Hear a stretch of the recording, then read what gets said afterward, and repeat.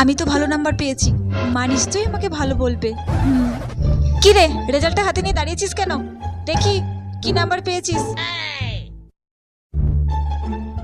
ছি ছি ছি ছি ছি ছি, তুই অঙ্কেতে মাত্র 25 পেয়েছিস। তোকে কি আমি 5 মাস্টার দিইনি? তোর লজ্জা করে না রে? এই রেজাল্ট নিয়ে আমার সামনে দাঁড়িয়ে আছিস। মা, আমি তো অন্যগুলোতে ভালো নাম্বার পেয়েছি। চুপ কর একদম, বেশি কথা বলবি না। দেখি শোনো মা, তোমার রেজাল্টটা এই নাও। এ কি, তুমি তো দুটো সাবজেক্টে ফেল করেছো, আর ইংরেজিতে মাত্র 2 পেয়েছো।